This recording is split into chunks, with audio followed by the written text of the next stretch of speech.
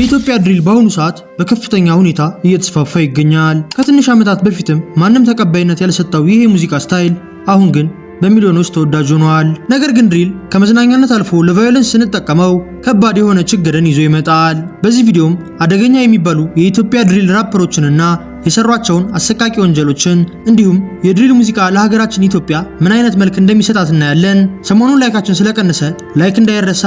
ወደ ቪዲዮው ከቅርብ ጊዜ ወዲህ ኢትዮጵያ ውስጥ ብዙ የድሪል ራፐሮች የመጡ ሲሆን ለምሳሌ እንኳን ሊምበር ክሪፕን እንመልከት። ይህ ራፐር ድሪል ከመጀመሩ በፊት የቤተክርስቲያን ዘማሪ የነበረ ቢሆንም ውስጡ ያለው ችሎታ ግን አላስቀምጥ ስላለው ወደ ድሪል ሙዚቃ ተቀላቅሏል። ብዙ ሰዎችም ሊምበርን ሰውነቱና ድምፁ አይገናኝም የሚሉት ሲሆን ሊምበርንም ከሩቅ ስታዩት ቀጫጫ በመሆኑና የቆዳ ከለሩ ቀይ በመሆኑ የቤት ልጅ ሊመስላችሁ ይችላል። ነገር ግን ሊምበር የኢትዮጵያን ድሪል ከጀመሩ ሰዎች መካከል በቀዳሚነት የሚጠቀስ ራፐር ነው።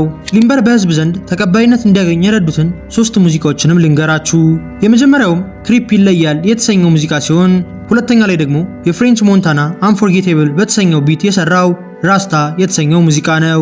በመቀጠል ሶስተኛ ላይ የምናገኘው ደግሞ 3 ሚሊዮን እይታ ያገኘውን ሺሃትን ሲሆን በዚህ ሙዚቃም ሃሮን ስዩምና ናቲን የመሳሰሉ ቲክቶከሮች ተሳትፈዋል። የዚህን ሙዚቃ ግጥም የጻፉትም ሊምበር ክሪፕና ንቁባይ ናቸው። ከሊምበር በመቀጠል የምናየው ደግሞ በአሁኑ ሰዓት በከፍተኛ ሁኔታ የተወደዱትን 49 ጋንጎችን ነው። እነዚህ ራፐሮች ወደ ኢትዮጵያ ያስተዋወቁት ኢነርጂ በማንም ሰው ያልታየ ሲሆን ልጅ ሚካኤል እንኳን ለብዙ ዓመታት ለፍቶ የእነርሱን ያክል እይታ ዩቲዩብ ላይ አላገኘም። 49 ጋንግ የተሰኘው ስምም ኦክቶበር 30 2025 ላይ የተዋወቀው ገንሻት በተሰኘው ሙዚቃ ነበር። ይህ ሙዚቃም በሴንት ሞሰስ እና በያንግ ሲጄ ነበር የተሰራው። በተለቀቀ በቀናት ውስጥም የወጣትነት እድሜ ላይ ያሉ ኢትዮጵያውያን ወደውት በከፍተኛ ሁኔታ ተዋወቀ። ሳምንት ባልሞላ ጊዜም ከ1 ሚሊዮን በላይ የታየው ይህ ሙዚቃ በአሁኑ ሰዓት 7.4 ሚሊዮን እይታ አለው። ከዚህ በኋላም 49 ጋንግ የኢትዮጵያ የድሪል ኢንዱስትሪ ላይ በአንደኛነት የተቀመጡ ሲሆን ነገር ግን እዛው ሰፈራቸው ላይ ጠላት መጣባቸው። ራሳቸውንም ኮተቢያንስ እያሉ የሚጠሩት እነ ኤቢፖፕ 49 ጋንጎችን ማስጨነቅ ይጀምሩና የኢትዮጵያ ድሪል ላይ ሌላ ትኩሳት ይፈጥራሉ። ኤቢፖፕም ጊዜ ሳያጠፋ ብሬክ ባይ ብሬክ የተሰኘ ዲስትራክ ለ49 ጋንጎች አወጣ።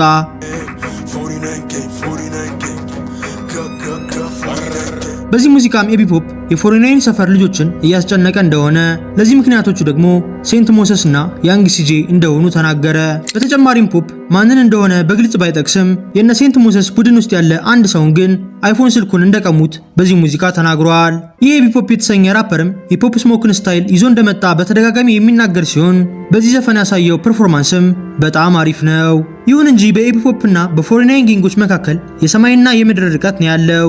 ምክንያቱም 49 ጋንጎች ከዘፈናቸው ባለፈ ራሳቸውን የሚይዙበት መንገድ በጣም አሪፍ ሲሆን ወደፊት ለሚመጡ አዳዲስ የድሪል ራፐሮችም እንደ አርአያ ነው የሚታዩት። በቅርቡም በጣም ብዙ ሰዎች ኤቢፖፕን የቤት ልጅ ነው እያሉ ሲያወሩበት ነበር።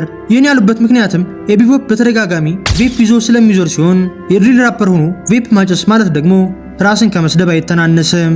አብዛኛውን ጊዜም ቬፕ የሚጠቀሙ ሰዎች ካናቢስ ለማግኘት የተቸገሩ ወይንም ደግሞ ከሲጋራ ሱስ ለመውጣት የሚሞክሩ ናቸው እንጂ ቬፕ እየተጨሰ ፍሌክስ የሚደረግበት ነገር አይደለም። እንዲያውም ቺካጎና ፍሎሪዳ የሚገኙ ራፐሮች የቡድን አባላቸው ቬፕ እያጨሰ ካዩት ጌ ነው ብለው የሚደመድሙ ሲሆን በፍጥነትም ከገንጋቸው ያስወጡታል። ኤቢፖፕም ቬፕ እያጨሰ በሙዚቃው መታየቱ የቤት ልጅ ነው አስብሎታል። በዚህ ጉዳይ ያላችሁን ሀሳብም ኮሜንት ላይ ጻፉልኝ። በመቀጠልም በኢትዮጵያ የድሪል ታሪክ ደማቅ አሻራ ያሳረፈውን ቡራቡልንና ጓደኛውን ቢግ 24 ሲኬን እንመልከት። ወደዚህ ከማለፋችን በፊት ግን 9000 ሰብስክራይበር ልንገባ ትንሽ ስለሚቀረን ሁላችሁም ሰብስክራይብ አድርጉ።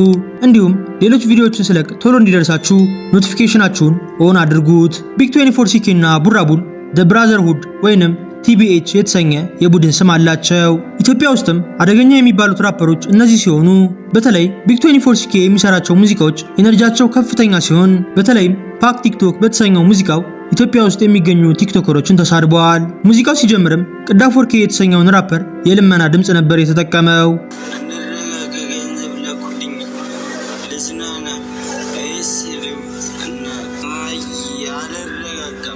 ይህ ድምጽም አንድ ቀን ቅዳፎርኬ ሰክሮ ላይቭ ገብቶ እያለ ሪካርድ የተደረገ ሲሆን ስለዚህ ጉዳይም የሪአክሽን ቪዲዮ ላይ ሐሳቤን ተናግሬያለሁ።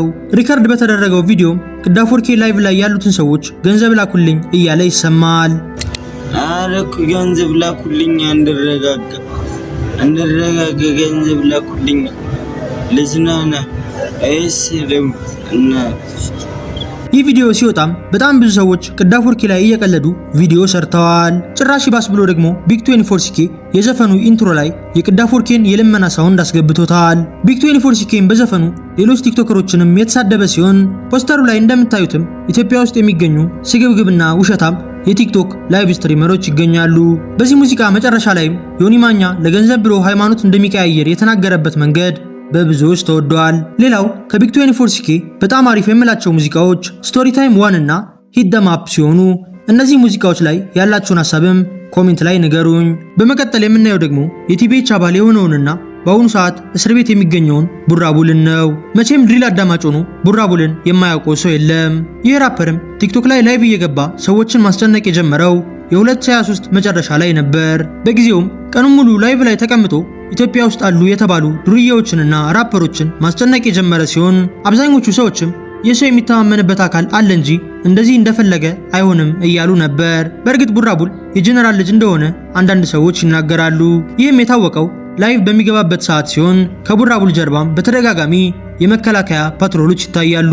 ቡራቡልም ቲክቶክ ላይቭ ከመጀመሩ በፊት እንደነ ሊል ሮባ የመሳሰሉ ራፐሮች ጋር የተለያዩ ስራዎችን ሰርተዋል። እንዲያውም በ2023 ሊል ሮባና ቲቤች ሱቤ በሰሩት ወደ ላይ የተሰኘው ሙዚቃ ላይ ቡራቡልን ቪዲዮ ውስጥ እናየዋለን።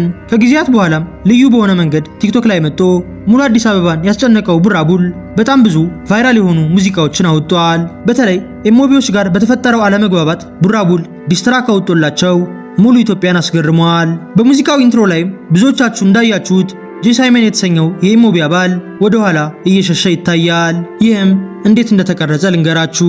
አንድ ቀን ቡራቡልና ጓደኛው ወክ እያደረጉ ያለ የኤሞቢ አባላትን ይመለከታሉ። በጊዜውም ኤሞቢና ቡራቡል ከፍተኛ ጸብ ውስጥ ገብተው ስለነበር ቡራቡል ወዲያው እንደተመለከታቸው የያዘውን ስለት ከጎኑ መዞ ወደነ ጄ ሳይመን ሄደ። በጊዜውም አብረው የነበሩት የኤሞቢ አባላት የሮጡ ሲሆን ጄ ሳይመንና ኤኬ ብላታ ግን የሚፈጠረውን ለማየት ቆሙ።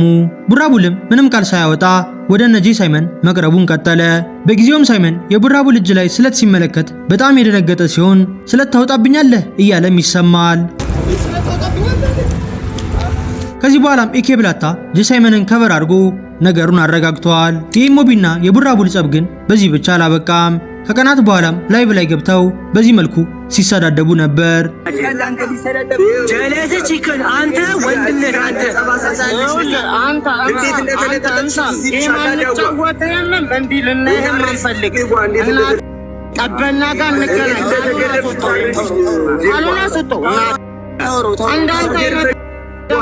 ከዚህ በኋላም ቡራቡል ቲክቶክ ላይቭ ላይ ገብቶ የጠላቶቹ ሰፈር እየሄደ መደባደብ ጀመረ።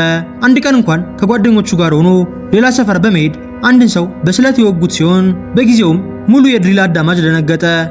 የሆነ እንዲህ ላይቭ ላይ እንዲያቆም ቆይ ብያችሁ አስተኝቶ ስልኩን አልሄድኩ። የዛኔ ነው አቡ ጀለስ ፔሌ ነው ምናምን የሚባሉ በስተን የገባ ነው። አቢ ደግሞ ጠዋት ነው የተበሳችሁና ሌላ ተራ በተራ እንገናኛለን። ሶሻል ሚዲያ ላይ ብቻ መቅረት የነበረበት ጸብም መሬት ላይ ወርዶ ሰው መጉዳት ሲጀምር ብዙ ሰዎች እባካቸው አቁሙ ያሉ ቢሆንም እነ ቡራቡል ግን ሊሰሙ አልፈለጉም። ቡራቡልም ከቫዮለንሱ ጎን ለጎን አሪፍ ሙዚቃዎችን የሚለቅ ሲሆን ኤፔክስ ኢንተርቴይንመንትም ችሎታውን ተመልክቶ አንድ ላይ እንዲሰሩ ጥያቄ አቀረበለት። ከ9 ወራት በፊትም ቡራቡል ባንዳ የተሰኘ ሙዚቃውን በኤፔክስ ኢንተርቴይንመንት ለቋል። ይህ ሙዚቃም እንደተለመደው በቫዮለንስ የተሞላ ሲሆን ብዙዎችም ወደውለታል። ወዲያውም ይህ ሙዚቃ እንደተለቀቀ ቡራቡል ከኢንተርኔት ጠፋ።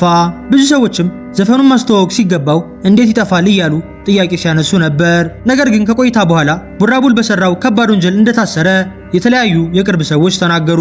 አንዳንድ ሰዎችም ቡራቡል ያኔ ላይቭ ላይ የሌላ ሰፈር ልጆችን በስለት ወግቷል፣ ለዛም ነው የታሰረው ያሉ ቢሆንም ሌሎች ሰዎች ደግሞ ቡራቡል የታሰረው በአደባባይ በሚያጭሰው ምክንያት ነው ብለውታል። ኢትዮጵያ ውስጥም ይህ ዕፅ ህገወጥ ሆኖ እያለ ቡራቡል ግን ማንንም ሳይፈራ በአደባባይ ያጨሳል። ጭራሽ ባስ ብሎ ላይቭ ላይ እያጨሰ የሚገባው ቡራቡል ከመንግስት ብቻ ሳይሆን ከቲክቶክም የተለያዩ ማስጠንቀቂያዎች ተሰጥተውታል። ነገር ግን ማንንም የማይፈራው ቡራቡል በሺዎች የሚቆጠሩ ሰዎች መካከል ህገወጡን ቅጠል እያጨሰ ይታያል። አሁንም ድረስ ቡራ እስር ቤት የሚገኝ ሲሆን የሚፈታበት ቀንም አልታወቀም።